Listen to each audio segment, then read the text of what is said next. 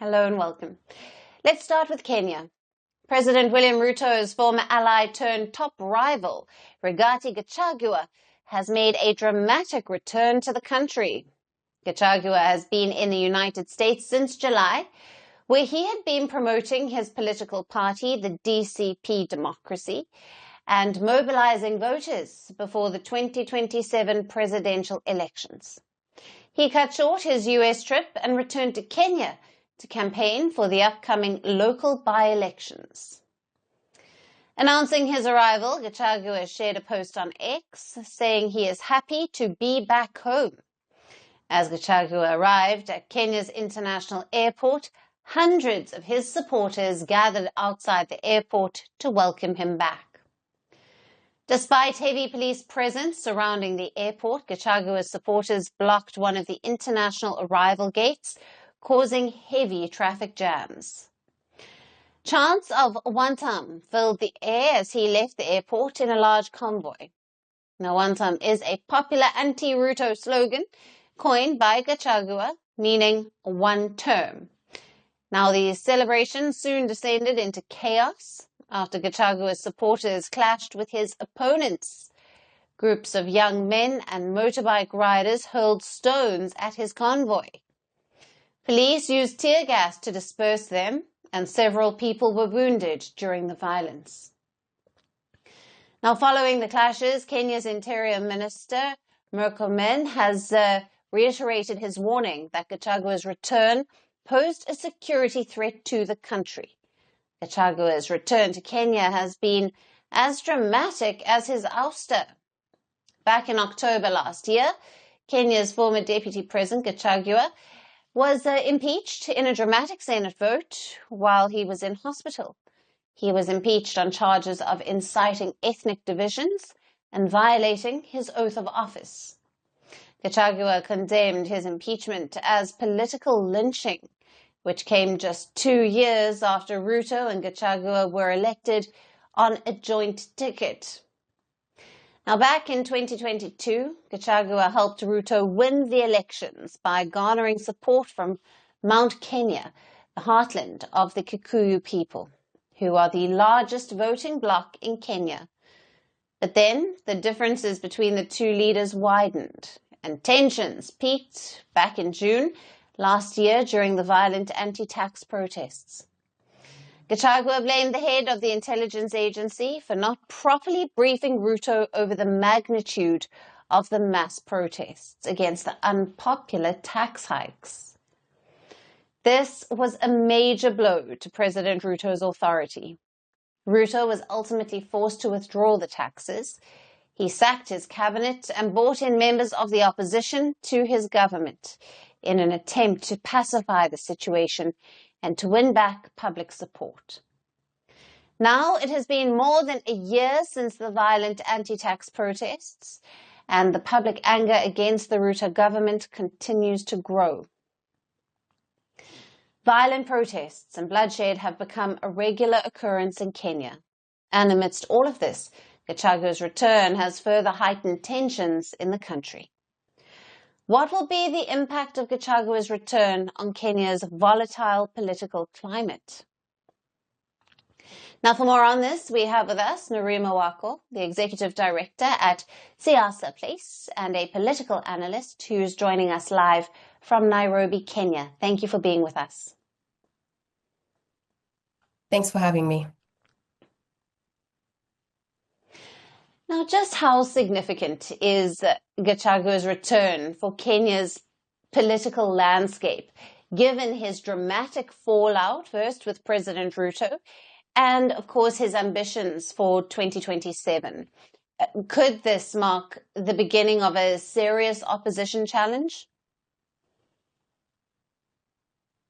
Gachagua was impeached in October 2024, then re-entered politics with a new party. It's called DCP. His homecoming to Nairobi drew a large crowd, and it was very, very charged. So that's proof that he still commands attention, and he can split the Mount Kenya vote, which powered Ruto into power. So this is only if he removes himself from tribalism, where he would become dangerous. He needs to focus on broader issues, which is high cost of living, high taxes. That's the only way that he's going to be able to change the political math of 2027.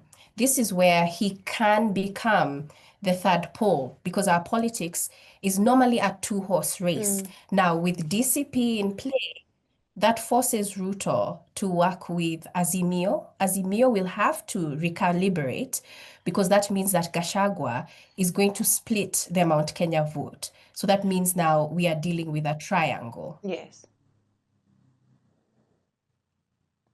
Right. And Narima, the Interior Minister, Murkomen, has warned that Gachagua's return poses a security threat. To what extent is this a political framing versus genuine concern? And what risks does this situation pose for stability in Nairobi and beyond? This is both politics and policing. Labeling an opponent's homecoming a security threat is useful to contain a rival, but there were real risks. We did witness rival groups, we saw goons, we saw routes, bottlenecks headed toward the airport, we saw poor crowd management. Yes. We also saw the risk in terms of clashes and tear gas, and even journalists being assaulted on Mombasa Road. And there was a lot of condemnation by the Media Council. So there's clear failures when it comes to prevention and neutral policing. So I'd say what is needed right now is stability. Stability is needed so that both sides, de-escalate. So the police must act partially and protect the media and people as well, but also watch for the disinformation. There were a lot of claims online about outlawed groups that flooded online conversations around his return. Right. The violence that broke out during his return highlights, of course, Kenya's volatile political environment. What does this say about the state of governance and policing in the country, and how might it shape public trust in democratic institutions ahead of the next election?